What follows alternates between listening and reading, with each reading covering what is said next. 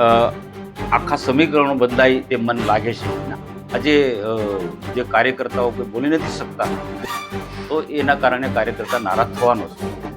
કાર્યકર્તા જ્યારે નિષ્ક્રિય થાય, ઉમેદવારનો જે ઉત્સાહ તૂટી જાય, તે બીજાના માટે કેટલું ઉત્સાહથી કામ કરવાનું. ઉપરથી નિયમો ઠોકી બેસાડે બરોબર નથી.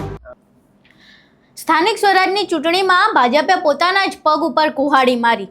આવું અમે નથી કહી રહ્યા, પરંતુ આ વાત 7 વખતથી સાંસદ રહી ચૂકેલા ભાજપના નેતા એવા મનસુખ વસાવાના નિવેદન પરથી સામે આવી રહી છે.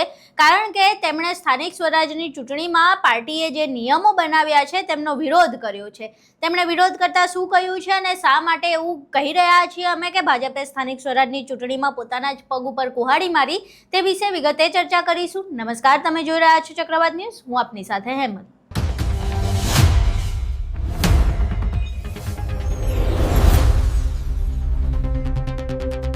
મનસુખ વસાવા જે ભરૂચથી છેલ્લા 7 વખતથી સાંસદ તરીકે ચૂંટાઈને આવે છે અને ભાજપના દિગ્ગજ નેતા છે. મનસુખ વસાવાએ આ વખતે જે સ્થાનિક સ્વરાજની ચૂંટણીમાં ભાજપ દ્વારા નિયમો બનાવવામાં આવ્યા છે તેનો વિરોધ કર્યો છે. તેમણે કહ્યું કે પાર્ટીએ જે નિયમો બનાવ્યા છે એ અયોગ્ય છે, કારણ કે જે ઉંમરની મર્યાદા નક્કી કરવામાં આવી છે એ ઉંમરની મર્યાદા જો લોકસભા કે વિધાનસભામાં ન હોય તો પછી સ્થાનિક સ્વરાજની ચૂંટણીમાં પણ ન હોવી જોઈએ. કારણ કે જે જૂના નેતાઓ છે તે આનાથી નારાજ થયા છે અને આના કારણે પાર્ટીમાં અંદરો-અંદર વિખવાદ થઈ શકે છે. તેમજ જે જૂના નેતાઓ છે તેમને આનાથી માઠું લાગ્યું છે. સમગ્ર ઘટનામાં પાર્ટીના નિયમોને વખોડતા મનસુખ વસાવા શું કહી રહ્યા છે તે સાંભળીએ. જો સ્થાનિક સ્વરાજની ચૂંટણીમાં આમ તો સરકારમાં કરેલા કામોના આધારે લોકો ભાજપને મત આપશે, પરંતુ આ વખતે અમને ડર આમ આદમી પાર્ટી કે કોંગ્રેસનો નથી. પાર્ટીની અંદર ટિકિટ આપવા માટે કેટલાક નિયમો બનાવ્યા છે. એ નિયમો પાર્ટી નુકસાન કરશે. દાખલા તરીકે 60 વર્ષથી ઉંમરવાળાની ટિકિટ નહીં આપવાની, 3 ટર્મવાળાની ટિકિટ નહીં આપવાની, કોઈ પરિવારવાદમાં હોય એમની ટિકિટ નહીં આપવાની, પોતાના ક્ષેત્ર સિવાય બીજા ક્ષેત્રમાં ચૂંટણી લડવા માટે મંજૂરી નહીં આપવાની. આ બધા જે પાર્ટીએ જે નિયમો બનાવ્યા છે એના કારણે કાર્યકર્તાઓ સખત નારાજ છે. અમારા નર્મદા જિલ્લાની જ વાત કરું તો સાગબારામાં અમારા મંજીભાઈ વરિષ્ઠ આગેવાન છે, એ ઉંમરના હિસાબે ડ્રોપ થાય છે. હરીફાબેન એ 3 ટર્મના અને પરિવારના કારણે એ ડ્રોપ થાય છે. એ રીતના ઘણી બધી તાલુકાની ને જિલ્લાની જે સીટો જે છે એના કારણે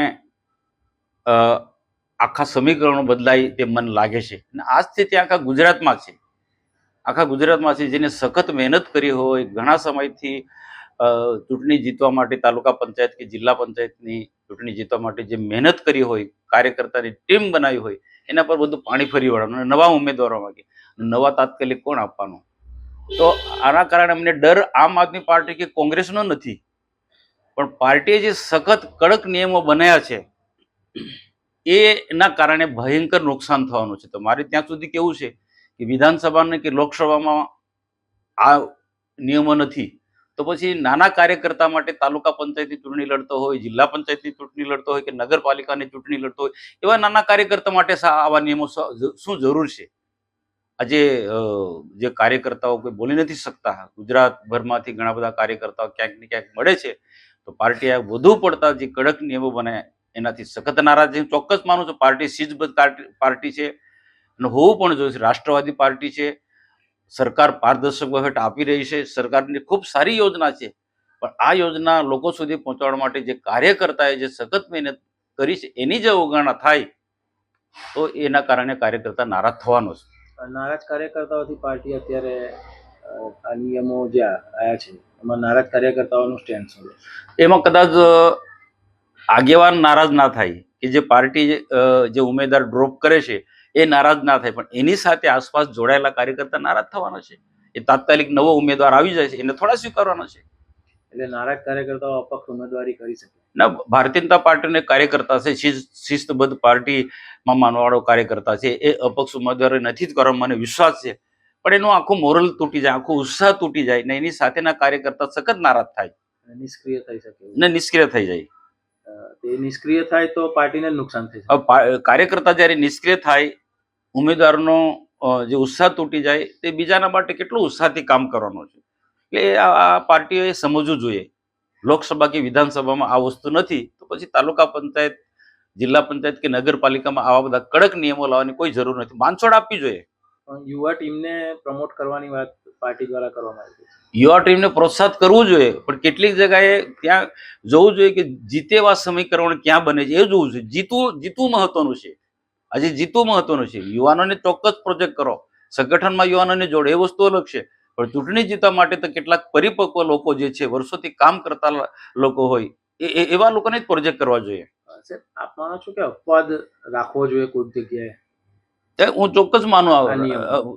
રાખવું જોઈએ કે કેટલીક જગ્યાએ એવા સમીકરણો અને સ્થાનિક લોકો જ્યારે કહેતા હોય, અમારા જેવા લોકો કહેતા હોય કે XYZ તાલુકા પંચાયતની સીટ કે જિલ્લા પંચાયતની સીટ કે નગરપાલિકાની સીટમાં અમુક જ લોકો જીતે, અમુક જ જ્ઞાતિના લોકો જીતે, તો તેમને ટિકિટ આપવી જોઈએ. સ્થાનિક લોકો પર ભરોસો પાર્ટીએ કરવો જોઈએ. ઉપરથી નિયમો ઠોકી બેસાડે બરોબર નથી. બીજા વોર્ડમાં કે બીજા તાલુકામાં સ્કાયલેબ ઉમેદવારો મૂકતા હોય છે, તે બાબતે આપ એ પણ યોગ્ય નથી. કારણ કે XYZ જે તે વિસ્તારના કાર્યકર્તાએ સખત મહેનત કરી હોય, એને જે સીટના કાર્યકર્તાએ ચૂંટણી જીતવા માટે બધી જ પ્રકારની મહેનત કરી હોય, સરકારી યોજના લોકો સુધી પહોંચાડી હોય, અને રાતોરાત તમે 12નો ઉમેદવાર આપી ઠોકી બેસાડો છો, તો સ્થાનિક લોકો નારાજ થવાના જ છે. અહીં તમે સાંભળ્યું કે મનસુખ વસાવા પાર્ટીના જે નિયમો છે સ્થાનિક સ્વરાજની ચૂંટણીને લઈને તેના વિશે શું કહી રહ્યા છે. હવે આ જે નિયમો મનસુખ વસાવાના કહેવાથી બદલાય છે કે કેમ, અને સ્થાનિક સ્વરાજની ચૂંટણીમાં કોઈ પાર્ટી ફેરફાર કરે છે કે કેમ, તે જોવું રહ્યું. પરંતુ છેલ્લા ઘણા સમયથી જ્યારથી ચૂંટણીની જાહેરાત થઈ છે ને ચૂંટણીનો માહોલ બન્યો છે, ત્યારથી એક માહોલ એવો પણ જોવા મળી રહ્યો છે કે મનસુખ વસાવા અવારનવાર પોતાની જ પાર્ટીનો વિરોધ કરતા જોવા મળે છે.